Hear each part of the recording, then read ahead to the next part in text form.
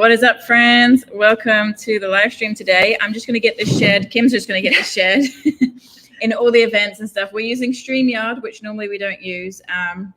And, you know, with the whole Facebook API issues lately, apparently we're not live on Facebook. So that's great. We should be live on LinkedIn. So say hi if you're coming from LinkedIn. We should be live on YouTube. Hi to YouTube folks. And we should be live here on StreamYard. If you want to join the chat, the best thing to do is to join us on StreamYard. So I'm going to drop the link into the chat on LinkedIn. That's where you can leave comments and we'll see them.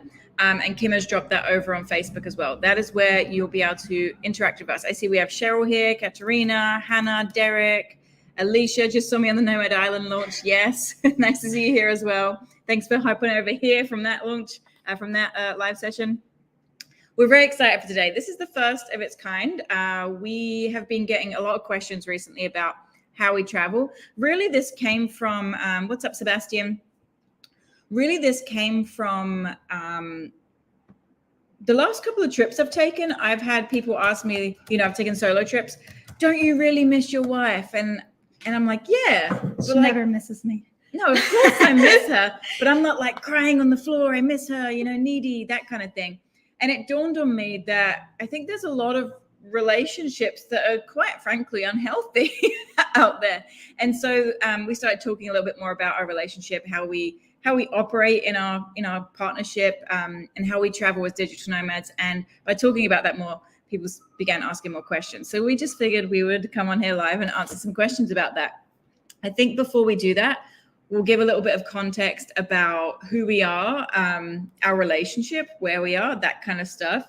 So maybe just to give some context, Kim, if you wouldn't mind, just who you are, where you are with me right now, and a little bit about what you do, and then we'll talk about our relationship some more. Yes, of course. Hello. I think we got it all shared and everything's ready to go tech-wise. Awesome, thank you. So I'm Kim. I'm from Germany originally. We have been together since beginning of 2020. What I do, I have my hands in a few pots. Is that an English? Yep, it works. It works. An English thing to say. So I do. Sorry, I got confused. Ignore me. Ignore me. I do product management and marketing for a virtual reality company. I also do marketing and project management for D&K, and I do self-care and wellness workshop and courses for freelancers, virtual assistants, online business managers, online service providers, all that fun stuff. I have a membership there, and yeah, that's cool. me.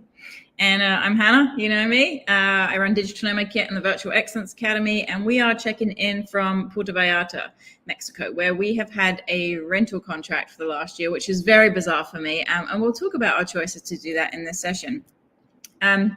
So for those of you who don't know me, D&K, we train VAs. We do recruitment for folks who want to hire VAs. I run a newsletter. Check it out if you're on LinkedIn. It's really cool. But this isn't really about business. This is about our relationship as digital nomads. So I think you already said that we got together at the beginning of 2020, but that's not where we met.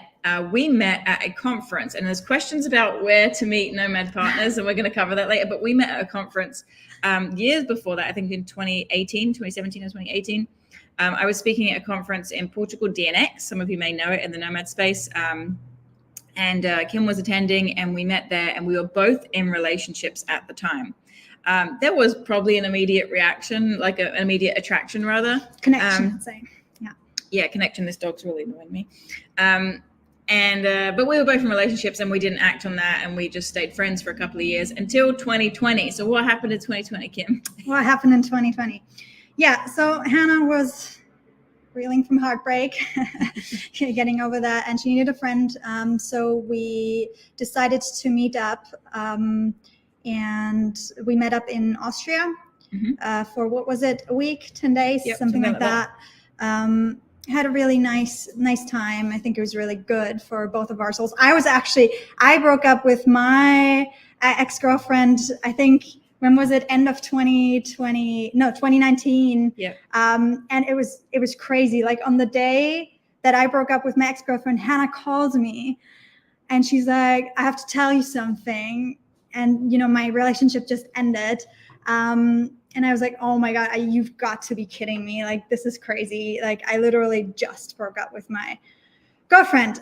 So yeah, that was weird. Maybe fate. I don't know. Something happened there. And yeah, we met in Austria. We stayed there. We had a really nice time. And then Hannah wanted to be alone for some time, to heal, to connect with herself. So she went to Budapest. And in Budapest, stayed in an Airbnb there, had some issues going on there, as you do sometimes with Airbnb. And then COVID happened. Lockdown was about to happen. Hannah was in Budapest. I was in Klagenfurt, which is only about like, I don't know, 3 hours? 4 or 5, yeah. Yeah, something like that, away. And we were talking, and it was like lockdown, borders closing. And I was like, I don't know what to do. Like, I'm alone here in Budapest. I don't know what to do. And I was like, just come back. Yeah. Like, just come to Austria, just come here. Let's just, see what happens here. It's not good for you to be alone. So then I picked her up. She took the last train out of Budapest and into Graz. And I was in Klagenfurt. Graz is like 2 hours drive away, or 1.5 or something like that. And I picked her up and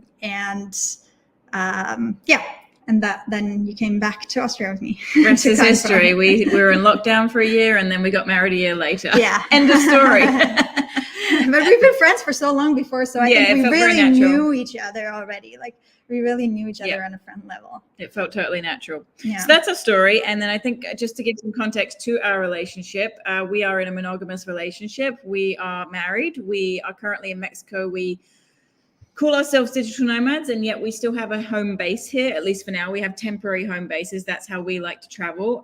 We have, in the last 1.5 or 2 years, something like that, got residency here in Mexico. We have acquired a rescue dog. She acquired us. And a foster dog. She acquired us, and a foster dog more recently. And so that has also played into our decision to be a little bit more settled. I would never call us settled, because we have that freedom to travel, and we do definitely take advantage of that. But we do have a home base now. So just to give context on our situation. So we put out some questions to our audience across a few different platforms, and we got a pretty cool response to that. And so some good questions, some meaty questions. And we're going to talk about them, because I think that a lot of people, I know for me, I was traveling in a nomad couple prior to our nomad couple as well. And so I think I can probably call on some of that experience. And you've had experiences of living in different countries and dating local people there. And so I think it's all going to tie into these questions that you had for us. So let's have a look here. We have a question from, where is it? Amber Dawn. Amber Dawn. What is up, Amber? I know that you are on the Nomad Island launch right now, so you'll be watching the replay. Hey to you. Amber says it's an interesting perspective that doesn't get a lot of airtime in the nomad space. Since you've both had the single and couple perspectives, I'd be interested to hear what, if any, are the major differences for you. Are there any benefits and downsides that you see in one experience over the other? Kim, would you like to make a start on that? I certainly can. So for me, to give a little bit of context, Hannah already said I was nomading before, but more in a different way. I think similar to actually what we're doing now with home bases and living in places. And then traveling from there, taking trips from there. I lived in Sri Lanka for 6 months, and then I lived in Indonesia for, I think, 4 months it was. I lived in America for some time. So yeah, so more kind of that for the context. And I was studying a lot there. Like I went to university there, and then I did internships in Indonesia and stuff like that. So for me, living in different countries, I always really immersed myself in the culture there. So that meant meeting locals. And funny side info fact, I came out to myself and the world as a lesbian in Indonesia. First in Sri Lanka to myself, but I didn't date anybody there. But then in Indonesia, which is in Jakarta, so not even free Bali for foreigners, which isn't that free actually, but in Jakarta, which is a very conservative city, Islamic city. So that was interesting experience. And where was I going with that?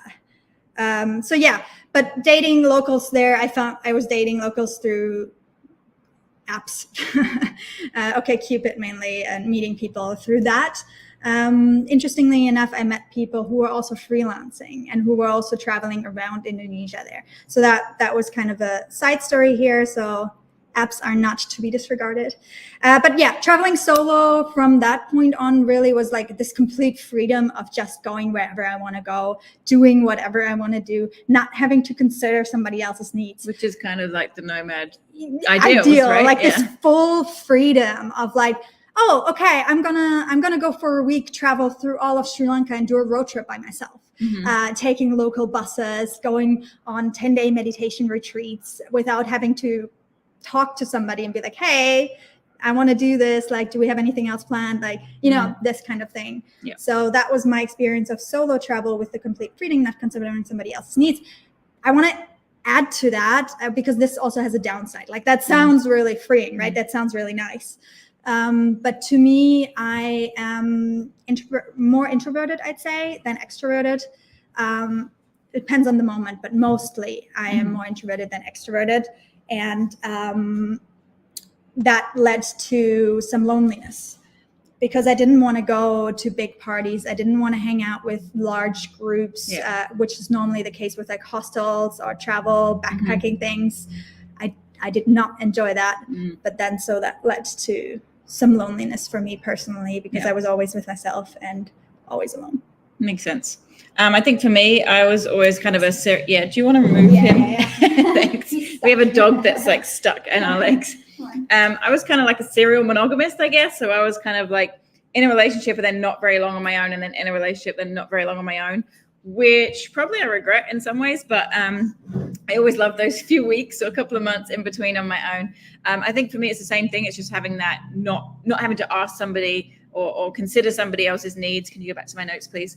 Consider somebody else's needs or desires or interests or that kind of thing. So just being able to do whatever you want, whenever you want. And interesting for me is the opposite. I actually somehow, when I'm on my own, I become a little bit more extroverted.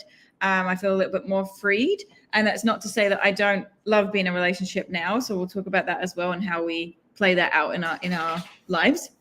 But solo travel really uplifts me. It makes me realize how self-sufficient I am. It makes me feel really powerful. And I know that, I don't know about anyone else, and let me know in the comments if anyone else has experienced this, but I have like, when I'm at the airport on my own, I have this like little sneaky feeling of like, yes, I'm going somewhere. I'm a powerful woman.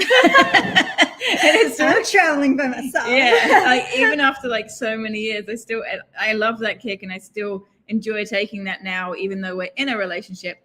And for me, I think that taking those solo trips is really good to not veer into sort of codependent territory, which is what I've felt when people ask me questions like, you must be really missing her. You've been away for a couple of weeks. I'm like, yeah, but like, I don't have that codependent, like I need her for my happiness, And I think that's a really healthy place to be in. So we'll talk a little bit more about that as well as we go through. But I think now being together, I think some of the benefits are obviously that loneliness, I guess for you is not really an issue so much anymore. And I have a little bit more security and peace and stability, which I think was missing when I was out on my own or in maybe lesser healthy relationships, I guess, because they didn't have that same stability. So those are probably the main differences. I think, some of the downsides would also be the things that are plus sides. It's having to consider someone else, the conversation that needs to be had around that. It is, compromising, I think. And compromise is a good thing, I think. And we'll talk about that as well. But those are probably the main things. And if you have questions as we go, feel free to drop them. We're happy to be an open book today. And I am going to flip between screens, so you need to be okay with that. I get so confused. Maybe like Hannah's always making a joke that I might have some ADHD going on, but like I'm not diagnosed, but still like I get so confused if I can't. You need to let me switch between because we're streaming on a few platforms and I need to be able to manage it. Yes, okay. All right, so Mel had a question. How do you find accommodation with 2 desks in separate rooms with a door you can close between them? So full disclosure, we live in what I would call a glorified studio. And for a few reasons. One, it's absolutely beautiful. We have a view of the ocean. We could turn this around if we wouldn't mess up all the wires, but beautiful view of the ocean. We're right downtown, very convenient in Puerto Vallarta. But also we're working towards fire life. So I want to personally retire in 10 years. If you're on my newsletter, you know all about that retirement for me doesn't actually mean not working. But, this place is affordable. It's luxurious still. And we don't actually mind being in each other's space. However, maybe you want to talk a little bit about the desk setup and what we do with that. Yes, desk setup. So that's a really good question. Like we considered that too, and we were thinking that this place has a little bit more closure, but So, but the situation here is that we have this living space, and then there's a bedroom, but the door is like window. Basically. It's like a saloon door. Yeah, it's like one of those vacation rentals, which is, I guess this was set up to be. Yeah. So what we do often is like 8 hours in one block, sitting down at a desk with this fixed desk setup. One, because we don't want to. Two, because I also don't think it's healthy. Like coming from a self-care movement perspective, I don't think like a fixed setup is necessarily important. Is that you move while you work and take little breaks, that kind of stuff. So what we do is we work in blocks. So maybe I work in like an hour or 2 hour block at this desk with the desk chair, with a nice setup looking out at the ocean. And then I'd take a break. Maybe I'd walk the dogs, and Hannah might sit here, has a call, does meetings and stuff like that. So we kind of switch with the desk setup situation. And if we both have to work at the same time, one of us either sits at the kitchen table for a while, or I personally really like to go out sometimes to work. So what we do often is that I might go out to a cafe for a couple of hours at a time, to work there a bit. So we don't really work with fixed desk setups here, I'd say. Yeah. So that's not a huge issue. And I think for me, similarly, but also not similarly, is that I don't work for long periods of time. Like I've really tried to limit, I don't like sitting at this desk for too long because I actually have a herniated disc in my neck. So sitting at the desk for too long is not great for me. And I will sit here for an hour and then I'll move around, or I'll stand up, or I'll, whatever. And I think one of the things that I would say as well is also having portable equipment that can help you to have better ergonomics. So for example, we have a laptop stand. We both have a laptop stand. I even have a monitor in the other room. I don't use it enough, but I do. And sometimes I'll stand at the kitchen table, and maybe you can see the kitchen table from here, but it's kind of, no, it's blurry. But it's like a high kitchen table, so you can stand with the monitor and the laptop stand. It's really hard to think of the words right now. But that's really fun, and that sort of gives some variety to how we work as well. But I will also say that in terms of the space, if you're someone who knows they need space, then just prioritize having a 1 or 2 bedroom place. We don't mind it as much, probably because we're gay, and gay people are a little glued at the hip. Shoulders. But, I recognize that some people do need more, and I actually need more space than that. I'll spend a lot more time in the bedroom sometimes, just close the bed and just put some music on and chill out and lay down, or Kim will go out, or I'll say to her, I have a call. Do you mind going out for a little while? And you most of the time don't mind. So it's just communicating, making sure we're cross-referencing our schedules as well. But yeah, if you're looking for spaces, Airbnb can be good for that, because obviously you see right away what you're getting. Being clear about asking, because sometimes Airbnb takes sneaky pictures where it looks like a bigger space than it is. So asking explicitly, does this have 2 rooms or 1 room, or is it closed off? Does it have a desk space? What does that desk space look like? Do you have a chair that's ergonomic? And what I will also say is that we move a bit slower. For me, this is the slowest I've ever moved. I know that's probably a bit more like how you used to travel anyway. But I think being in partnership, there is some compromise there, and I'll just take more trips. But because we move slowly, I make a point of investing in the items that we need. We bought this desk chair ourselves. The desk was here, but we bought the desk chair. We bought the equipment. We bought the extension cables. We make it comfortable. And some of that stuff may stay with us. If it doesn't, we'll give that to an organization that might need it here. And then we'll buy that stuff again in a new location. So I think in terms of the fact that we can choose to live in places that might be lower cost than, say, living in London or New York or something like that. We're not fixed in our location, so we can choose. those little extra expenses are like not a big deal for us to just consider. Like they're kind of important, right? It's like, and also they're business expenses. So if you're running a business, working for yourself from somewhere, invest in that stuff. If you really, really want it and you're staying, I'd say if you're staying a month or longer, it's worth investing in those things, those few small items. It doesn't need to be expensive. You can buy, low cost versions of things, or you can get inventive. I had an ex-girlfriend who used to just have like a cardboard box that she would just flip up and just have the laptop elevated. It doesn't need to be fancy, and nobody's seeing that. And if they are seeing it, then you can choose to buy the things that you need to buy. But buy the stuff that you need. I really recommend, what's the label of the laptop stand I have? Not this one, the other one that I love. It will come to me. There's a name of one, and I'll drop the link later. Really, really great laptop stand, and it like folds into this small thing, so it's just like a stick. Great. You put it in your bag, and then what is it called? It's driving me mad. We'll come back to it, but yeah, you need to be really clear on what your needs are and what you will and won't tolerate, and then communicate that with one another, and make a decision, and then buy the stuff you need if you need it. Yeah, totally. So I know that Milkia also. It's not Roost, Sebastian. There's another one. Oh, I know. I used to have a Roost as well. It's a different one. It will come to me. It's like Roost's competitor. There's actually a couple. Do you mind if I jump in Go there? ahead. There's a couple more specific things that might be interesting for people to hear if you have to share space like this, or if you choose to share space like this. So like Hannah said, laptop stand is really helpful. I would also suggest noise canceling headphones. Yeah. Really helpful. Specifically if you, for example, have a friend call with somebody and you're like, I kind of would like to close the door, but it's not possible. So can you just put like, we trust each other as well with that, like fully. Like if I say, okay, I'm going to put my headphones on, noise canceling headphones on, and I'm going to blast my Taylor Swift playlist, I don't hear a word Hannah's saying. Nothing at all. And I think also we know that like if those are on, that's a signal to like there's a boundary there. Like we're not talking about whatever we're having for dinner tonight, or we're not, whatever. When those are on, we're in our own spaces. Yeah.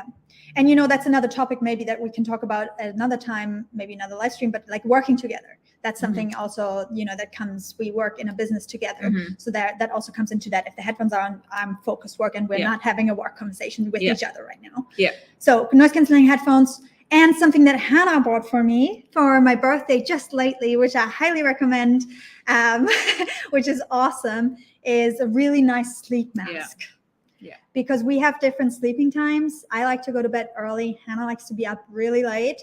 And with the door not being fully closed, there's still light going on there. And I like to wake up early sometimes. Hannah likes to sleep in.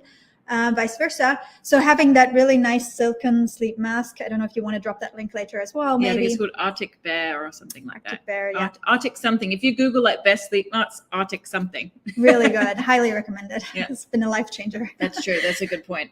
And I would also say, co-working spaces. If you know for sure that you just can't be in the same space, even if you have doors that close, get a co-working pass.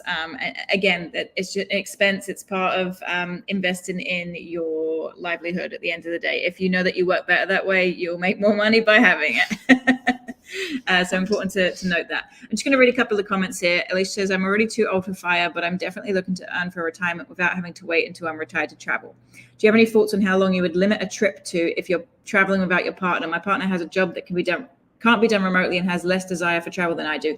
We kind of play that by ear. I'm actually looking at planning like a 2 to 3 month trip on my own next year. Mostly because I just feel like I need it. And we've discussed that and we trust one another and it's not an issue. Maybe you'll come visit me while I'm out in Asia.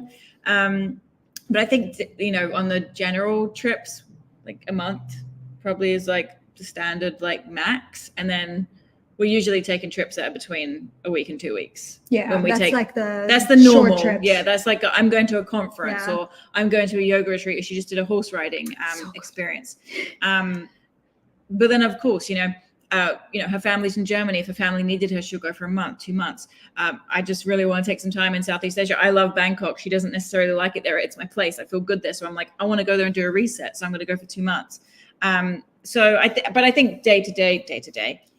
So once a quarter or a couple times a quarter if we travel like that. Yeah, it's like a week trips. to 2 weeks. Yeah. And we plan pretty far ahead now with having a base and, with having dogs. I think like planning that 2 months trip that's already like at the end of the year, but planning that. And it's loosely planned. Like I recognize things are going to change, and like the conference is going to come up, or this thing's going to come up, or someone's birthday, or whatever, right?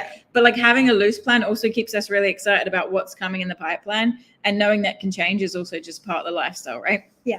So I hope that answers the questions. Melkia, I know you had another question about smaller spaces. So I think, again, just to reiterate, is the communication, being really respectful of one another's boundaries, noise canceling headphones, coffee shops, cross-checking schedules for calls, that kind of thing. And then just being really clear about what your needs are, making sure you choose a space that does accommodate for you both. Literally, it's your accommodation. What we also do, with cross-checking schedules, what can be really helpful is Google Calendar and literally sharing your calendar with each other so that you can really see what's going on. Totally. Yeah. So Danny Flood, what's up, Danny? I know you'll probably be on the replay. Danny had a few questions. So let's jump into each one of those individually. Let me just check here. Lucy says, I would need my own space. My dream would be a duplex to live together, but separate. Honestly, that's where we're thinking longer term. I actually want my own studio or like 1-bedroom apartment in Budapest, maybe in Bangkok as well. You want to have like a house in Italy or something, and we got the apartment in Germany. So and then we'll obviously spend a lot of time together, but we're thinking about that, but even on like a more international level, like we could be in different countries at times, and that's cool. But have the same places to come back to. Have the same, like a home that we come back to that we share. So Johnny says, how do we choose a destination that suits both our needs? Would you like to make a start? Yes, that suits both our needs. But it really depends. I think we have gone with recommendations often. So one, we both have traveled extensively before. Yes. So we both have kind of our favorite places we like to go back to. Specifically, Hannah, she can talk about that a little bit more after, but she likes to go back to specific places. So that's kind of her go-to trips and things going on. But when it comes to like a home base, so this place we found through a recommendation from our good friend Sarah and Mitko, who actually lived for some time next to us. So that was kind of the pull there. We kind of listen to what pulls us. And sometimes we think like we've also considered maybe moving to Europe much earlier already, or like having a home base there. But sometimes we wait, like we have these loose plans, I think, which are intuition based most of the time.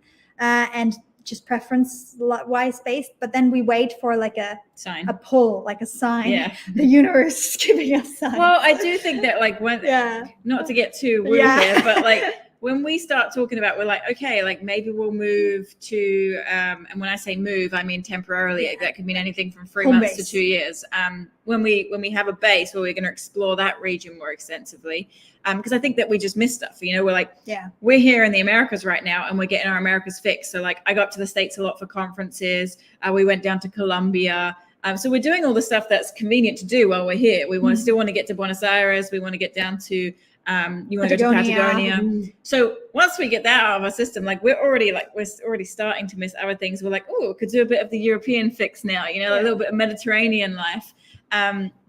And then there's always also like the whole, like the Asia life, the big gritty cities that are like really technologically advanced, all that kind of stuff. So we kind of start missing something, and we start talking about it.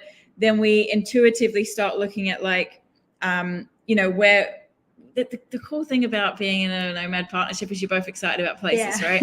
So Kim and I will have this conversation. Oh my God.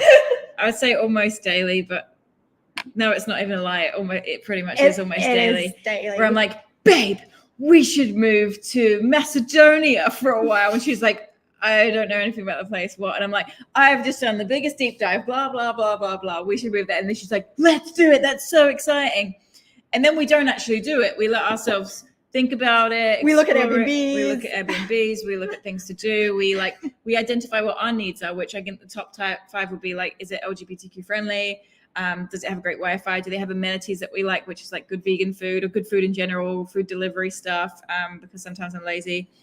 Good nature for us, but also for the dogs. And nice accommodation. That was 6, I think. But so then we start identifying, and if it doesn't match any of the things, we kind of drop it. And if it does, like, I'm over it. And then if it does, we keep it in mind. And then I'm like, oh, this work contract came up, and it's close to Macedonia, and like, you know, so like we'll start, and then if it becomes apparent that like there's a really big pull to go there, we'll go there. And I think we take it slow intentionally, even though like we're looking for those signs, we're also intentional about it, because uprooting is also putting the dogs into a plane, and we don't want to do that all the time. So we want to be really sure that once we make the jump back to Europe, we're going to be there for a while again.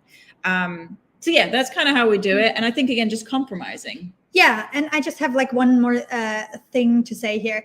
Don't be afraid to change your mind. Like, I think this is a really big topic that we've worked on as a couple as well. I've worked on that a lot. Yeah.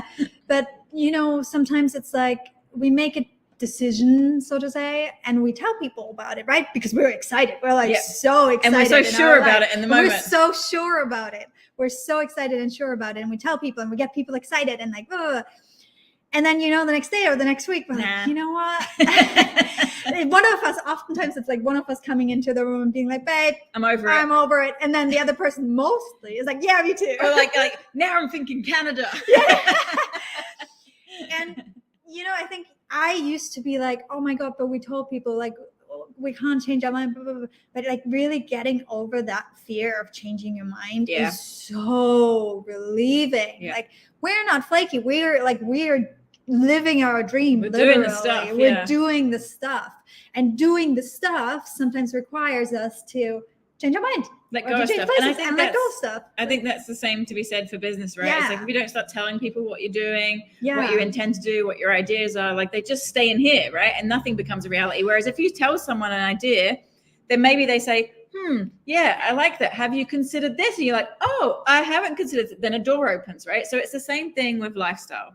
And also when you tell something, when you use your voice, sometimes you feel in your body if it's actually the truth for you or if it's not. So that's like a really big decision-making thing as well. Like if you say it and then you're like, oh, this doesn't feel good. Yeah, and sometimes we do that. We're talking and I'm like, we could do this. And then we're talking, we're like, no.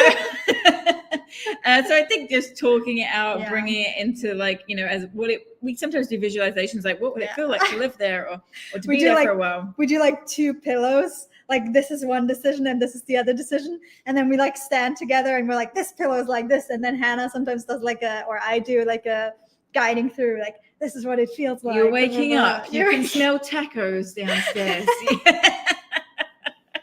It's really fun. It's like our hobby. It is a hobby. Good question. So ultimately, intuition recommendations, does it meet our main criteria? And then are there enough signs for us to go there?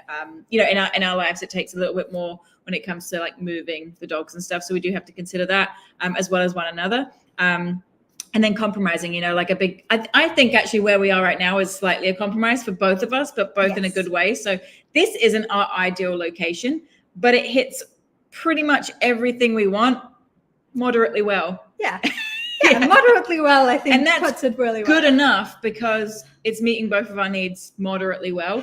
And if you always do everything your needs really well, I would probably be missing some of mine. Yeah. And we do have different needs. You like nature. I like exciting cities. So this is kind of like we got the car. There's, you know, there's mountains here. There's a botanical garden here. There's the beach there. And we're in a bustling city where there's bars and nightclubs and co-working and all that kind of stuff. Yeah, absolutely. And you know what? Getting the car is another one of those things where we're like, okay, we got to invest in something to make this work better. Because I was specifically missing like nature a lot. The car, if we sell it 6 months later, we sell it 6 months later. Yeah, exactly. Like not being afraid to, you know, make things your happen. Own. For sure. All right, cool. What are some tips for budgeting trips together? We don't budget in the traditional sense, but we're quite aware of like how much each of us earn, generally speaking, with upward trajectory as entrepreneurs. We kind of like intuitively keep a mental note, I would feel, of what we're spending. And then at the end of the month, we'll do like, how would you explain that? So once a month at the end of the month or sometimes in the beginning of the next month, we sit together and we do kind of a money date. We maybe have like some nice food, sit together. We bring up both our phones. We sit there. One person has a calculator. The other person goes in their banking apps. And we go like through all of our banks. Hannah takes a little bit longer because she has like 1,000,001 accounts. Because I'm doing the point tacking. So we go through the accounts and we add up all the things we spend. I think like anything that's like about $20. We ignore. If there's like a lot of little things, we might add it together and like one chunk, round it up. Round it up. But like anything, you know, that's more than $20. We kind of we add it up. the other person's calculating it together. And then we have like a WhatsApp chat together, the two of us. Like we created a WhatsApp group just with the two of us called Finances.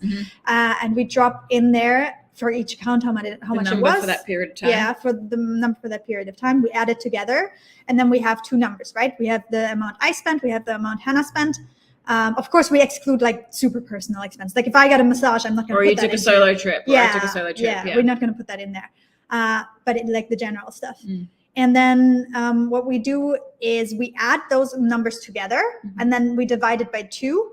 And the number of the person who spent less, this person sends the difference to that like middle number to the other person. Yeah. And yeah, that's what we do. And then in terms of actually budgeting, like how much can we allocate to this trip, for example, I think that's changed over time as our income has changed. So it's really hard to say like, this is what we budget. But we will just kind of like, we do have different incomes. And so we'll just communicate with the other person, like, what do you feel comfortable spending on this trip? What do I feel comfortable? And then I will get to work on finding some sort of points hack as well to make sure that we can maximize that. And I think that's been a big change. Like we took a trip to Medellin and in Colombia last year, and that was like all on points. We had 10 nights accommodation, flights included. And then we were just like, well, F the budget, let's have a great time here. Let's just spend whatever we want to spend to do whatever we want to do. And then obviously there are other times where it's like, we can't use those things. So we're like, okay, we have $5,000 to spend on this, or we have $2,000 to spend on this. And then we'll just kind of do what we do now, which is we're both very intuitive people. So we're intuitively like, hey, I feel like we spent like 1.5 already. Yeah. We should like look at that. And then like maybe let's cook at home a little bit. Instead of eating out every day, which I love that. It's one of the parts of my life that I like a lot, is being able to eat out every day or have order food delivered in. Like healthy food. And I think one thing also to add to that is, we have months where we spend a lot and we have like big expenses. And then we have months where we're just like getting down to work. And we're not doing anything. We don't have any travel plan. We're like fully blasting out work, really putting our heads down. And I feel like sometimes when we have those big months, we're also like, okay, we got to make some money now. Like and drives us. It really motivates. We're both like motivated by like a challenge a little bit. So it really gets us into the focus of like, that's the cool thing about being an entrepreneur, working for yourself. You can really, so it's not only, the budgeting is not only, okay, how can we cut down expenses, but rather how can we make more money? How can we expand so we can, to have this experience that we want. And actually, interestingly enough, having this home base, having this space here and traveling from here everywhere has been our most. And I thought I was very resistant to that because I'm like, paying rent in the same place all the time is stupid. And then having to travel, like you have to pay double. That was my concern. But actually, we've been making more money. In order to, meet that. Because we've had this stability of basically a consistent workspace. And also the motivation, because we were like, okay, we want this home base, we want this stability, but now we got to like, up level in our mindsets. So we can go away for 3 months and not worry about it. We want to do still. Yeah, totally. And now I also see it that like when we have house sitters, if we went away for like 3 months, it's like we're paying for the dogs to have rent. They should be paying their own rent. We need to get them famous on Instagram still. We did, but it didn't go anywhere. Didn't make us money. So our dog got like 9 million views on an Instagram reel, but then didn't make us a penny out of it. So failed. Did it even happen? But I think with the budgeting as well, we're very kind of loose with it. And what we do when we do that calculation is we'll round up to the closest, $5, $10, whatever. We're pretty loose with it. And we recognize that like if we are, and I think it's different as a married couple versus someone who maybe is recently dating, that at the end of the day, your finances are my finances, my finances. That's how we, like, while we keep them separate, we're not too fussy about like, oh, there's $200 a miss. Like, this is our life. We're committed to like spending this life together. So like, mine is yours. And absolutely. And I think something really important to say here though, it depends on your partner, right? Yes. We are really lucky because we're both pretty good with finances. Like we're not oversavers. We're also not like we like to save, both of us. Invest, we like to save. We like to see our bank account grow. We do like that. And we try to invest and save as much as we can. But then we also know the importance of having a lifestyle that, and that you enjoy. Like you still need to live now. So I think to what I said in my last newsletter about the financial independence, retire early, is that like there's one level that's like extremely frugal, and then there's fat fire where you're putting loads of money away. And for me, I'm like, I don't want to be really frugal right now because I want to live life now. I want to do the things that we want to do now. If we want to go skydiving now, I'm probably not going to want to do that in retirement. Or me going horseback riding and like galloping through the fields. Exactly. You're not going to do that at 90 years old. So, well, maybe you will, but probably not, probably not. So making sure that we have the resources to do those things now, and also looking towards like, what do we want to maybe do later? Which is like have lots of homes around the world that we travel between. But anyway, that's another conversation. But my point is like we have the same like basic values around that. And understanding about money. And having like really good conversations around it. They're really honest. Like if at some point you're like, we had those conversations in the beginning where we're like, I feel like this, like I feel icky about this. I feel like, so we both like did our personal self-development work around money and around doing that, I think. And sometimes when it comes up, like we have like a lot of expenses coming up this summer, I get nervous. You get really nervous and you're like, the money. And I'm like, babe, stop it. We have the money. Stop it. We can create more. We can create more, and we have it because because we're safe. Yeah, because we're smart. Like, stop it. And then you're like, okay. And then you look at the numbers with me and you're like, okay. We're fine. Looking at your numbers like daily is really helpful. Well, or like a few times a week. Yeah, looking at the numbers. Yeah. Don't avoid it. All right. So how can you avoid conflicts while traveling together? Before anything, I would say have a baseline good relationship. People who are not too jealous, anxious, that kind of thing. But also we don't avoid conflict. Conflict is a part of a healthy relationship. I'm not saying this kind of conflict like beat you up. But like the real, do you know this one? No, I don't know that real. Okay. Maybe people. But I mean, we don't avoid conflict. Conflict is a part of life. Conflict is a part of any relationship, whether it's your mom, your dad, your best friend, your dog, your cat, your sister-in-law, or your wife, or your husband, right? Or your them. Your partner. Your partner. No, there's fun names for that now. I just can't recall them. Yeah. But we don't not have conflict, right? We have conflict. So how would you talk about one, we don't avoid it, but two, how do we deal with it when it comes up? I think it comes back to honesty. Like I think it really, really comes back to deep honesty. And sometimes in order to come back to that conversation and like be super honest, we need to take time apart. So being like, okay, we don't avoid conflict in a way of like, we just kind of brush it under the carpet. That didn't happen. Didn't happen. Like I didn't just like get upset. I don't want to deal with that. Yeah. But rather to be like, I need some time. Like if I'm upset with Hannah or Hannah's upset with me, we might say like, hey, I need some time. Or if we're upset on our own about something and we're taking it out on the other person. Yeah. Like I notice I sometimes get like a bit that I bottle up stuff and I don't necessarily always speak it right in the moment. So I need time to take a step back and be like, okay, I'm going to take a walk with the dogs. I'm going to like go outside. I'm going to meditate. I'm going to do my own thing. And then I come back and like, hey, here's what happened for me. Here's what's on my mind. You asked me, do you have time to talk about this right now? Yes, do you have time? Yeah. Are you ready to talk about this right now? Yeah. Like checking in, asking like, do you have time to talk about this right now? Do you have capacity? And sometimes we say like, not right now, like I'm doing some work or I'm like doing something right now. Can we come back to this tonight? Maybe we'll schedule it like, hey, at 6 p.m. Let's just go over this. Yeah. And then we sit on the sofa and we like. And what I would say is that when we schedule it, we're not scheduling it and then fretting about it because we trust. And I think this is what I was going back to, like having a baseline of a healthy relationship, which in my view is knowing and trusting that the other person or people, depending on your setup, have your relationship in their best interest, right? So that they want it to be resolved, that they're coming from a place of love. They're not coming from a place of malice. They're not coming from a place of wanting to hurt. They're coming from a place of wanting to solve the problem together in unity. And so I think that we don't get scared of those conversations. It's like, I'm maybe, if anything, it's like a little bit scared to speak a truth sometimes, but like knowing that the other person is going to hold that and be able to hold that comes down to, again, choosing your partner very, so that, and I think that, like I said, the difference between having a boyfriend, girlfriend, they friend is like, and then being married, like we've made this commitment to one another where we're in now, right? Like we're in and we're choosing to be in and we're choosing to deal with whatever comes up as it comes up, as we change stuff coming up and as we change as people.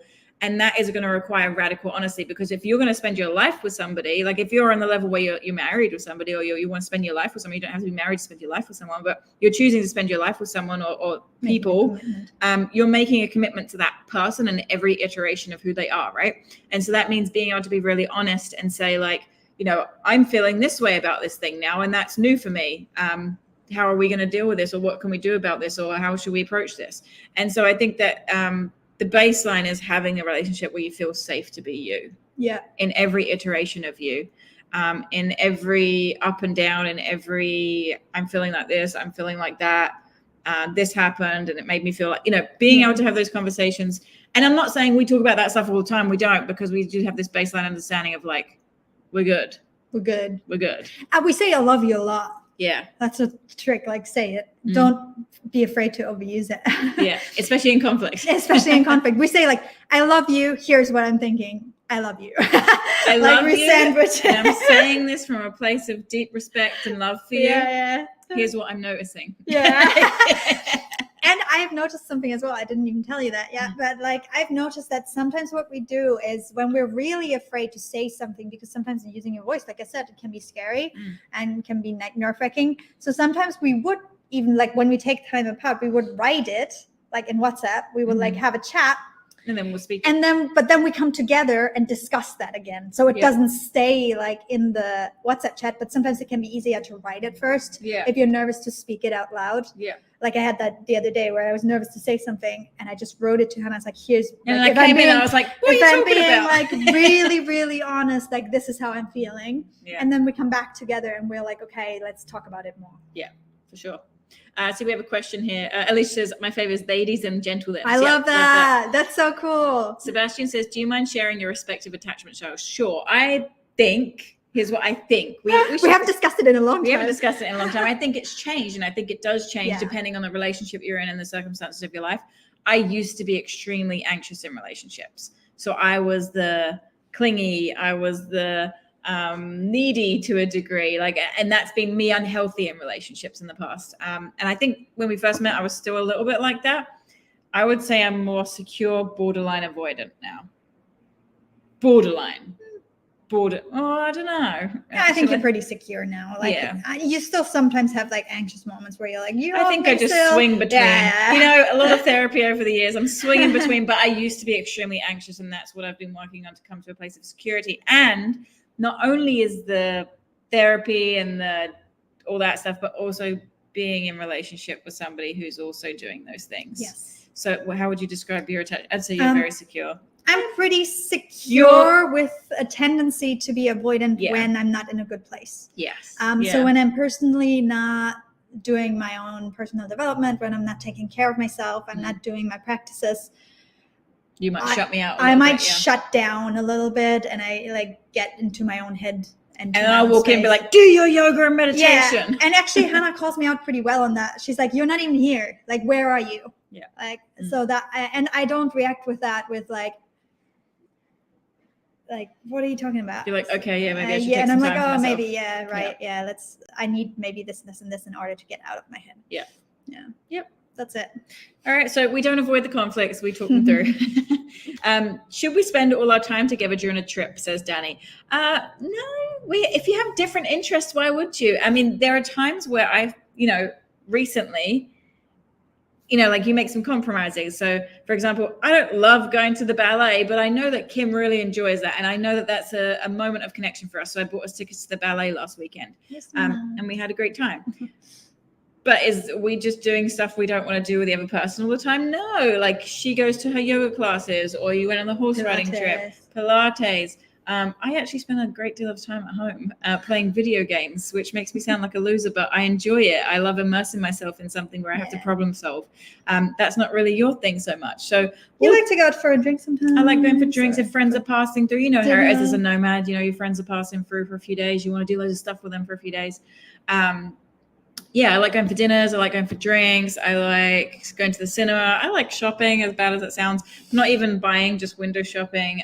Going to the mall. Yeah. I think I have like good memories of the mall since I was young. Good associations. And then like playing video games or researching stuff. I love researching stuff. Or I know it sounds really stupid, but like looking at like finances stuff excites me because I'm like, I know how to like get the points and stuff. It's ADHD spirals, but we do enjoy different things and we take the time for that. And I don't believe that you should spend all your time together on a trip if you don't want to.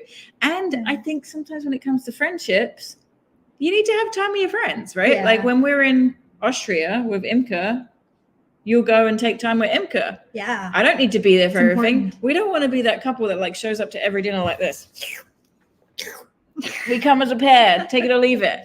We're different people. We respect that. Yeah, and I do want to say like a really good point what Hannah's making here is friendship.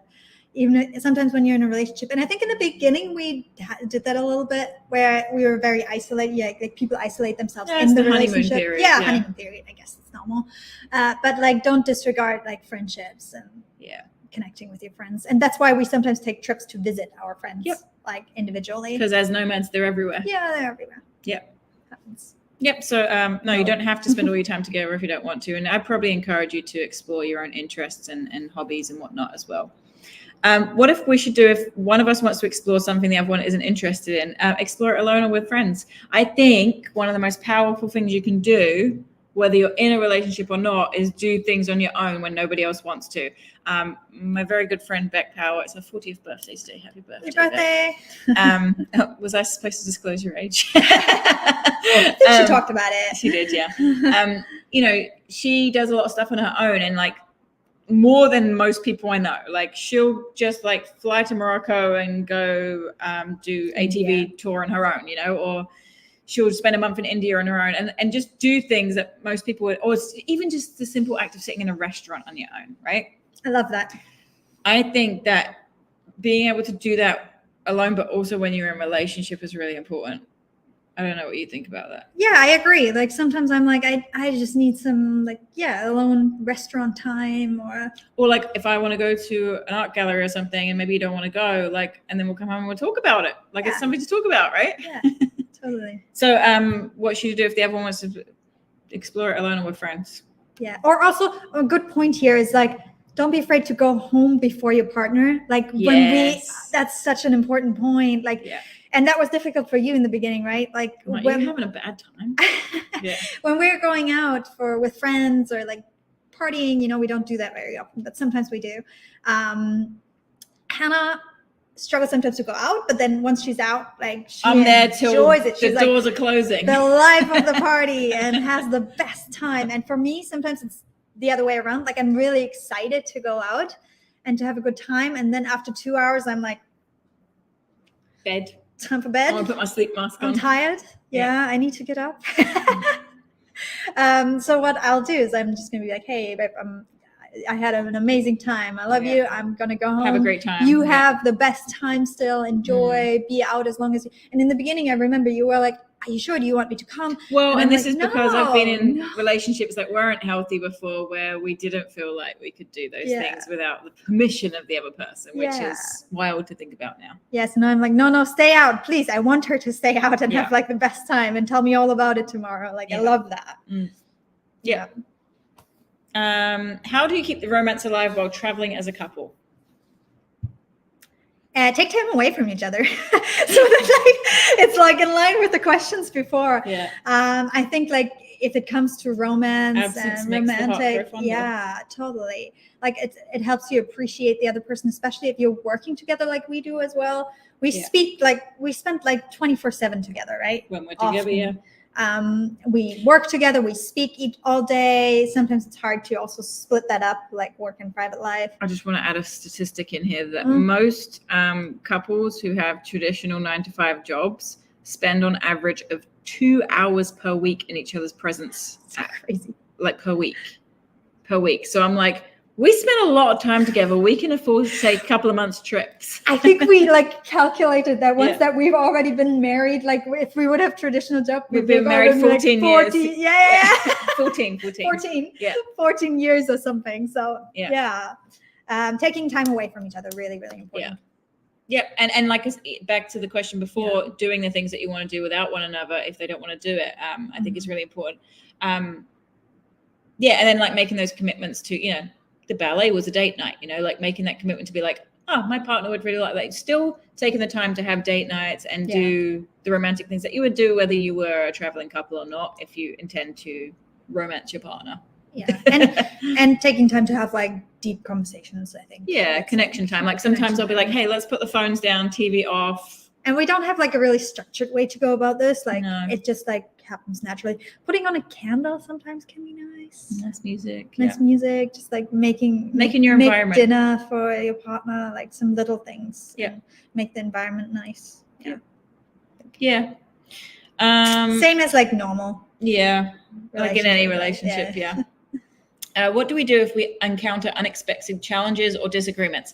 During a trip. During a trip, yeah. So I think one of the things to note here would be that the unexpected thing can happen and does happen, and we're experiencing an unexpected challenge right now, which we're not ready to talk about yet, but we are experiencing an unexpected challenge and decision that is resting on us. It's been challenging. It has been challenging, and we're looking on the other, side of. We're both sitting on either side of this big decision that we have in front of us. And I think one of the things is talking it through. It sounds really basic, but yeah, talking it through. And again, approaching it from a place of, we both want to find a solution here from a place of love and caring about one another and the thing at hand. And also knowing how your partner responds in crisis moments. Yeah. Like there are, when you travel, you do, I hate saying the world's unsafe because it's not, it's super safe. Like there are so many places and amazing things you can do everywhere that don't put you at risk in any way. But you do, I guess, to a degree, put yourself in situations where there's more chances for things to go wrong at times, right? Like, I remember when we flew into Mexico City a couple of years ago and we just arrived in this like horrendous place that was really unsafe. It was the middle of the night. We found ourselves on a park bench with our dog at like 1 a.m, crying, like, where are we going to stay tonight? Yeah. Like that wasn't fun. But knowing how we both respond in that moment, knowing that I get a little bit angry, but I'm also pushed to action. Yeah. And you get a bit like, oh, we need to pool resources and figure out how we're going to survive. So yeah, and we did that. And so we did that. Kim went off and got us a pizza because we were starving. I got pizza and I got the money. You got pizza and money. And I was like, I'm contacting Airbnb with all this anger right now. And I was like organizing. Here's what we need to do. So we you catered to our, physical needs, and I catered to like our accommodation needs and like fueled that anger into like, we need to do something. So I think recognizing where we both excel when we're not feeling good, and making sure that you weren't in charge of having to call Airbnb and I wasn't in charge of going to get food right now because I'm too angry to speak to people, knowing how we would respond and taking advantage of that in a good way, and just being like, you do this, I do this. And maybe we're not good to talk right now because you're panicking about we haven't eaten and I'm panicking about that I'm pissed off. So like maybe it's not time to communicate sometimes, maybe it's a time to do, and it's to do the things that you're fueled to do when you're in a sort of crisis state, right? Yeah, that makes sense. Also always make sure that your physical needs are met. And always choosing us. Remember that we're the priority no matter what happens. Like our safety and happiness and love is the priority here over anything. And like if that costs money, it costs money. That's what savings are for. Like also not afraid. Like I remember in that moment we had to rebook a really expensive Airbnb. Very expensive. Really like the expensive. most we've ever spent. Yeah. It was like I think $3,500 or something like that. Like it was really expensive. For the period of time it was. We were like it was 3 weeks. 3 weeks. It was painful. It was really painful. Yeah. But we were like, no, we got to like dip into our savings. Yeah, it's fine. That's what they're there for. And I was like, we're going to get this money back from Airbnb anyway because anyway. So we already have Ray asked, what do you do if you have a conflict or argument? I feel that we did that already, so we'll skip that one. Do you have any plans or agreements for when and if you have arguments? I live in a van with my partner for a month at a time, and this was the biggest downside. Even though we're a healthy couple who don't argue often, it still happens sometimes. Yeah, I think like what we said before is like, I think our main rule is like that baseline level of trust that we both have our best interests at heart. So many conversations. Like, oh my God, we have, maybe that's a lesbian thing as well. Like we're talking constantly. If you've ever watched The Ultimatum, watch the oh my God. Yeah. Watch the queer edition to understand the difference in communication styles. But preface this, that's very toxic. I mean, anyone who chooses to go on The Ultimatum is not in a healthy relationship. Yeah, no. Full stop. But the conversations are real. Like the amount of conversations are pretty real. Yeah. So Cara says, where do I find a digital nomad partner for one? So we found each other at a conference. I found my last partner at a conference. Digital nomad conferences. Digital nomad conferences or entrepreneur like, you know, like if you're starting a business and if you've ever followed any of my teachings, you'll know that I say you need to be hanging out where your ideal clients are. Who's your ideal partner? Where are they hanging out? They're probably not hanging out in a backpacker bar with people that aren't working online, right? Yeah. They're on vacation. They probably aren't working in the grocery store near you, right? Like, not there's anything wrong with that, but that's not where you're going to find people who are on the same wavelength of you, who have the same ideas and goals about stuff. And maybe you will. There are going to be the rare people who have this desire to do these things, but it's very likely that they're still attending seminars and conferences and co-working spaces, and they're involving themselves in these places. So these are where we have found it. There's also resources now like Nomad Soulmate. You can check that out. Digital nomad meetups. Yeah. Stuff like that. Conferences are good though, because people are in a state of growth and wanting to connect and meet people. And there's obviously the like-minded thing that you don't have to even question the lifestyle stuff. And I think right now it's also, we were talking about this, like there's so many more people doing this now and having remote jobs and remote work is like, Anna was telling me that when she started out as a digital nomad, and that's specific to the queer community, right? Yeah. Like the queer community isn't that huge anyways. And if you've ever watched, not if you live in a small town like I did, but if you've ever watched The L Word, Alice Piasecki, and I was laughing at you because I know her last name. If you watch The L Word, Alice Piasecki has like a board with all the names the lesbian connections, the lesbian web. And I was saying like the digital nomad lesbian web is like kind of like that too. Years ago, I was at the 7 conference, and it was like 7 or 8 of us that were queer women. And I think my friend Beck, shout out to her again, was speaking, and she said on the stage, she was like, it's really hard trying to date in the queer, in the lesbian nomad pool, because literally every one of us is in this room. And so like, pickings are slim. But here's your options. Here's your options. Choose wisely. But obviously that's changed a lot for the entire community. Like there are a lot more remote workers and nomads of every type of denomination. Like you've got remote workers who just travel for a couple of months of the year. You've got people who travel for 6 months of the year and then have a home base. You've got people like us who have a home base and explore from it regionally year by year.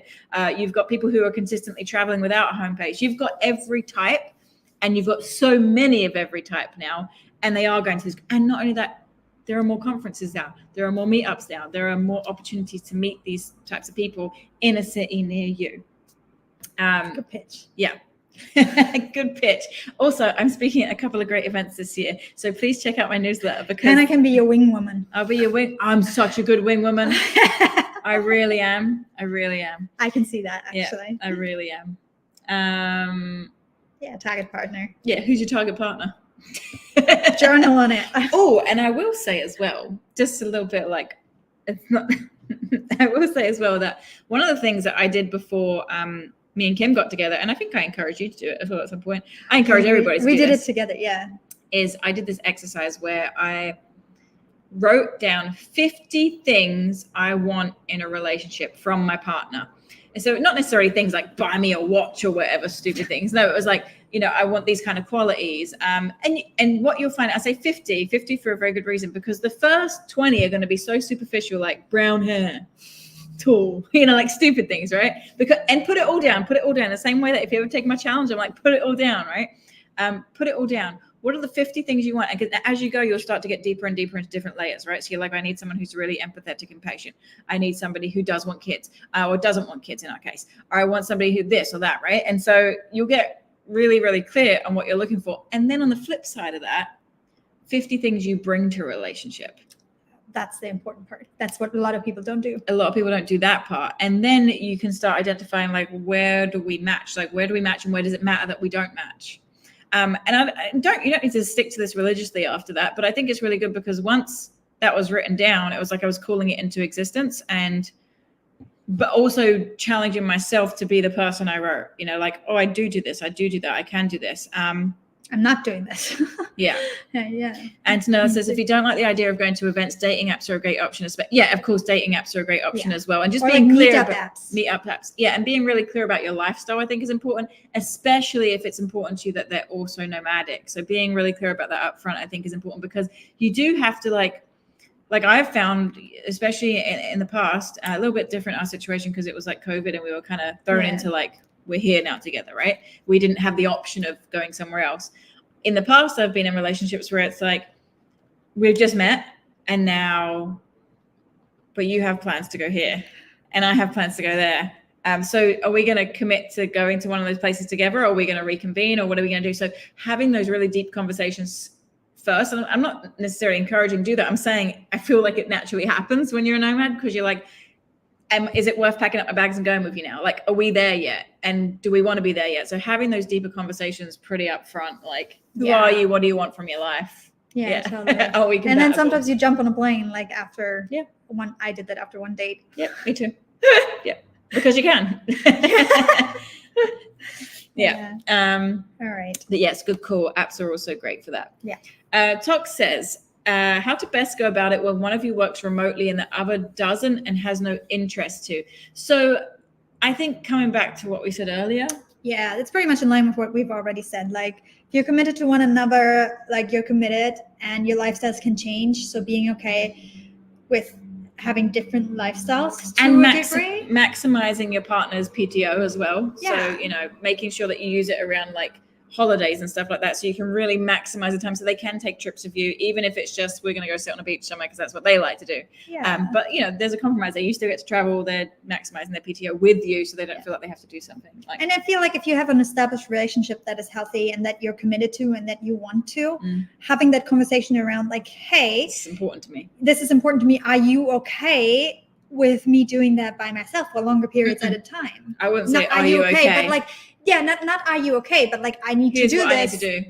Do you still want to be in a relationship with me though? Yeah. That's a is this a deal breaker for you? Yeah, is this a deal breaker? Like, we need to have that conversation around, right? Yeah. And I feel like long distance, I'm not a fan of long distance, especially if you just got into a relationship. I think that's really difficult. But if you have like an established relationship, I feel like that long distance can, like, in our case, it works really well. Your care for the other person outweighs your, you know, maybe mild discomfort for a week or two. Missing that other person. Yeah. I was going to say something else on that point. I can't remember. Maybe it'll come back. Ray says, I think this is our last question here. If you do have any more questions, feel free to drop them. We'll stay on for another 5 minutes or so. I know we've just gone over the hour. Ray says, how do you feel when you're in a country where your marriage isn't recognized, and has it ever been a problem? So what I will say is that we wouldn't choose to spend a significant amount of time in a place like that. Not to the point that we would be applying for a visa or registering as residents or anything like that. So therefore, we haven't had any like bureaucratic issues with that, where we've had to fight for our, you know, recognition of our relationship. But what I will say is that we have traveled to countries where it's illegal to hold identities like ours. And we recognize that we are, while that is obviously completely against all our values, we're also a guest in their country. And I feel like we just are more discreet. Yeah. And we're choosing acting like friends in public. Which does suck. Don't get me wrong, it does suck. But I also know that's temporary, and it's a choice for us to do that. We've chosen to go to this place, and therefore we will choose to respect the law of the land there, even if we don't agree with it, and knowing that we'll leave. That said, I feel we spend less time in those places. I don't like to give our money to those places so much anymore. Yeah, we don't really do that. We do like, if we really want to visit a place, we would do it, but like, just to experience it. But we wouldn't stay long term here. Like, we live in Puerto Vallarta, which is like the gayest city. Like, when we leave here, I'm like, why are there not gay flags everywhere? Like, where's the rainbows at? Where's all the gay men? There's so many gay men here. So I think, we're not choosing to spend significant time in places that it would pose an issue for us. And if we do, if we have to, or we really, really want to see a place, we would exercise discretion, even though it would go against our values to a degree, but that would be temporary, and knowing that, you know, behind the scenes, who we are is good. So that brings us to the end of this session. I hope it was interesting. I hope it was helpful. We will continue to ponder some of these questions because I think it's actually interesting for us to talk about. Yeah, it's fun. But if you're a nomad couple, you want to be friends, we're always looking for friends. And also if you're singles, it's fun too. No, of course. We really like to talk about all the topics that pertain to our life. We do, we recognize that every sort of version of nomadism is very different. And I think we get a lot of questions like around it, and people are like curious around it, and we enjoy talking about it. So if you have specific questions, don't hesitate to. Yeah, even if it's not relationship, but just about our lives and stuff like that. Because I think that, a big switch for me has been going from the traveling constantly to now having this home base, and now seeing it as like we're just going to have another home base in another place again. And I think like we do like continental home bases, like temporary. We don't feel like we're only in Mexico. We feel like we're in the Americas. Continental temporary home bases. CTHB. We have CTHBs where we take trips from there and base ourselves. Anyway, ultimately, at the end of the day, choose a partner that aligns with your vision for life, even if your vision for life is kind of like messy like us. Like we just want to do a lot of stuff. That's already a shared goal. We want to do a lot of things. We want to experience a lot of things. And making sure that you're in a relationship where you feel safe to be yourself and have the conversation that I needed to have, because talk a lot. It's not like when you're just at home and you're like, everything's kind of set. Like you go to your job here this week, you're out of the weekend, you do this, you do that. Now it's like we're going to be in completely new environments. I think it's like that question of if you're subscribing to a lifestyle that's easy and already like pre-lived for you. I think a lot of people do that. Where if they grow up in a certain way, like this is the lifestyle that is given to you. And a lot of people just like, okay, this is what I see, like not question it. Like, I'm just going to go ahead and do this lifestyle. So you don't have to have all these conversations that we were just discussing, all these questions you asked us. You're relieved of that. You're relieved of kind of that questioning or that, figuring stuff out. You're like, yes, this is how people do it. So this is how we're going to do it. And this is just, and if you're happy with that, that's awesome. That's really good for you. Like, that's so easy. That makes life much more easy. Sometimes I'm like, it would be so cool if I could just like be happy in this easy lifestyle. But then I'm like, no. Because I'm not. Let's make it a little difficult, and overcome it and realize how powerful we are and what we can really do and experience. And I think that having this lifestyle as partners has made us stronger partners. And stronger people and stronger partners for one another and for other people outside of our relationship too.